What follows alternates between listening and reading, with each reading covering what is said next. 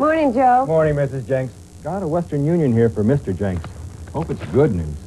Oh, it is. It's that $1 a week life insurance for veterans that Tom and I called about. $1 a week life insurance? Uh-huh. It's a real good deal. And because Tom was in the service, I can get coverage, too, for just $1 a week. You know, I could use some extra insurance.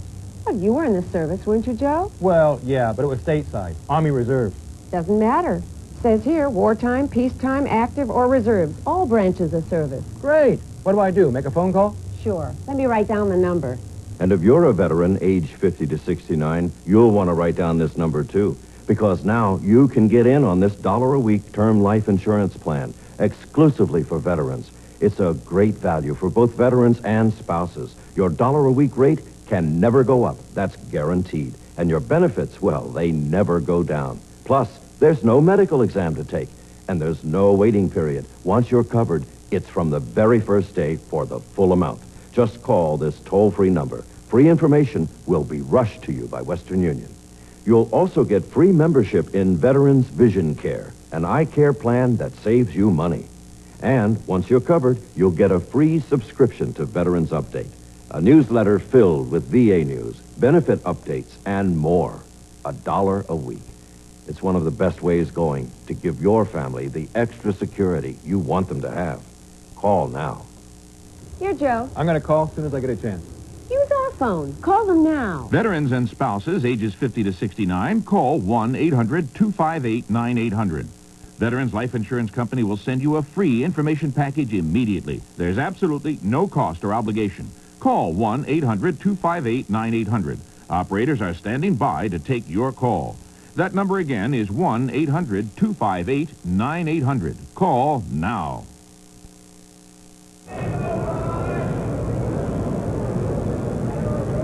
So Bimbo Coles went to Sacramento, and now it's Atlanta's turn. This will be the 41st selection in the NBA draft. Here's Rod Thorne. He's not quite ready, but you do see Rod Thorne. Let's have a look at the... Here he comes now. Let's stay with him. He's about to make the announcement. The Atlanta Hawks select Steve Bardo, University of Illinois. The Denver Nuggets will select 42nd. So the Atlanta Hawks have selected Steve Bardo from University of Illinois. He's a 6'6" guard, can play both guard spots, some 3 even, pretty good defensive player. Well, the one question on his is his ability to shoot the basketball. Steve Bardo, again, going to Atlanta. Now, Atlanta, again, is talking about shooters, and Rick, they drafted another guy who's an outstanding defensive player and questionable shooter. So they obviously got something going down there that maybe we don't know. I think so. Either that or Bobby Weiss obviously wants to put a really tough defensive team out there. You're going to see Steve Bardo. He's an outstanding defensive player, defensive player of the year in the Big Ten. Rangy, aggressive, active player, good rebounder, good leader. I think he has a lot of outstanding qualities. The one thing that has been suspect on him is his ability to shoot the basketball. Of course, in those highlight films there, he showed some pretty good form. But again, you know, you talked about the Atlanta Hawks. Their defense is what really hurt them in the last few years. And Bobby Weiss obviously maybe wanting to shore things up in that department. It seems that way with some of these picks. I agree. And again, remembering that Pete Babcock is the new general manager, Weiss the new coach there, so some new fresh winds could be blowing in Atlanta, could start looking at a different kind of team. Remember also that always there can be some deals in the making. Let's have a look at the update on the second round. Les Jepsen out of Iowa, the 7-footer, went to the Warriors. Kukoc out of Yugoslavia to the Bulls. Carl Herrera acquired from the Heat to the Rockets. Miguel Knight to the Suns. Brian Oliver out of Georgia Tech. And there could be a sleeper for you. There is a very bright basketball player who can play both guard positions and might be very helpful with the 76ers. Walter Palmer went to the Jazz. Kevin Pritchard to the Warriors. Greg Foster, Trevor Wilson, A.J. English from Virginia Union. Steve Scheffler surprising people. He's out of Purdue, went to the Hornets a little bit. Bimbo Coles had dropped all the way to the 40th person selected in the draft, and many thought he would be a first-round selection out of Virginia Tech. And Steve Bardo from the University of Illinois goes to the Atlanta Hawks. And Denver is going to come up next. Denver picked high, picked third, and picked Chris Jackson in the up high in the draft out of LSU, the early entry. And Rod Thorne now with the announcement on the Denver Nuggets. With the 42nd pick in the 1990 NBA draft, the Denver Nuggets select Marcus Liberty, University of Illinois. San Antonio Spurs will select... So the Big Ten supplying a lot of players to the NBA in 1990. Marcus Liberty at 6'7", 210 pounds. He was one of the most highly regarded high school players when he went to the University of Illinois, and we'll talk a little bit more about him with Rick and Doug when we return from this commercial timeout.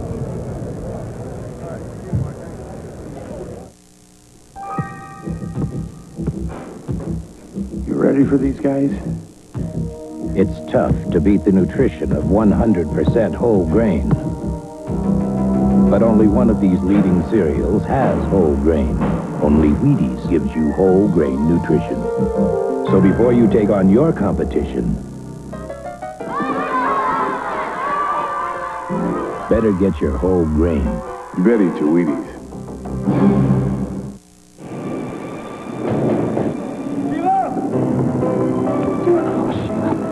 That was all wrong. We belong together. I know. So let's get married.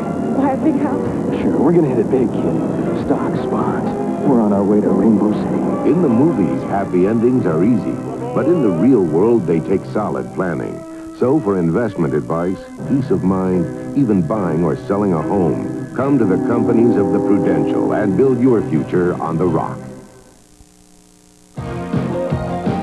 The 1990 NBA Draft is brought to you by Digital Equipment Corporation, the official computer vendor to the NBA.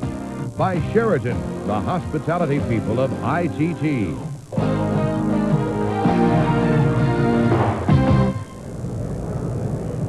From New York City, we're in the second round of the NBA Draft. Marcus Liberty went to Denver, and we see Rod Thorne up at the podium.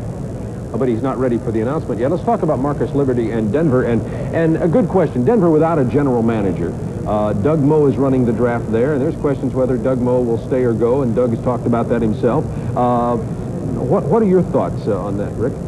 Well, I think we talked a little bit between ourselves at the break. It seems rather foolish to me if they were to think about getting rid of Doug Moe when they're taking players who I think really will excel in the passing game type of an offense, especially their number 3 pick, Jackson. Liberty, another player who can fall into that. I think they got a heck of a pick here this far down, that Liberty lasted that long.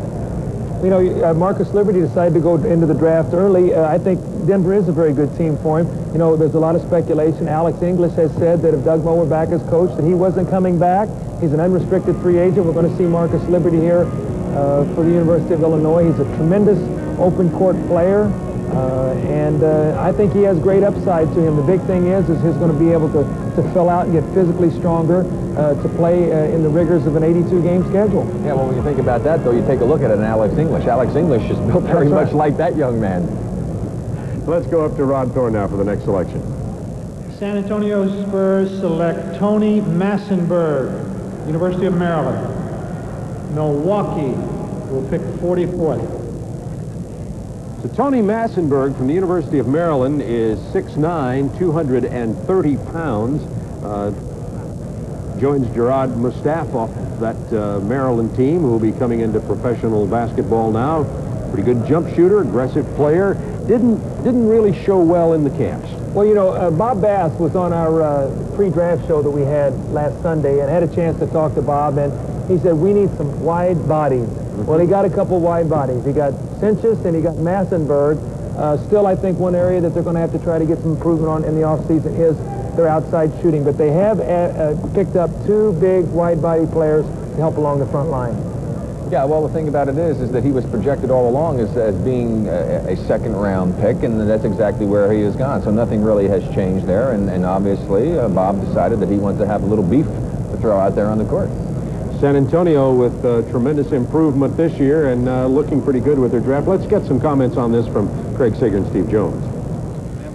Well, see, we've been sitting here kind of analyzing the draft, figuring out maybe if some players are available, why doesn't the team that really want him take him instead of trading him like Miami and Houston? Well, I think that this is part of the magic and the mystery of the draft, that they can get in and they can actually move people around and end up with the players that they want. I mean, you look back at the Kessler situation, and you could say right then and there, you could have had Dave Jamerson. All you had to do, but see, there's obviously a combination that they wanted that they felt would help them, and so that's a lot of the reasons why they don't make those selections at that time. There's still some movement to be had here in the second round. It's going to be interesting to see how those teams handle it, particularly the teams with some multiple picks.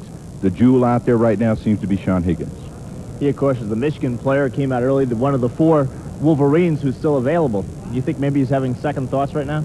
I'm sure he is having second thoughts. When you think about coming into the NBA, the first thought is to be a first-round pick.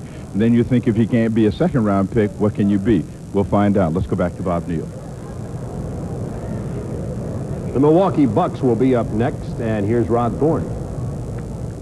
44th pick in the 1990 NBA draft. The Milwaukee Bucks select Steve Henson of Kansas State. Steve Henson from Kansas State, a 6-foot guard who averaged 17.5 points. And Steve will go to Milwaukee from New York via Seattle, in case you're keeping score at home. And we'll be back to New York in just a moment.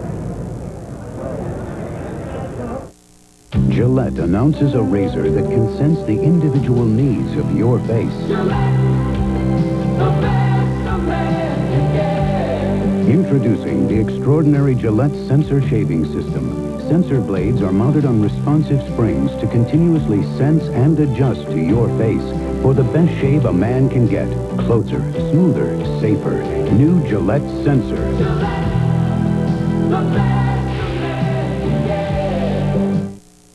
July 20th, the world's best come to America.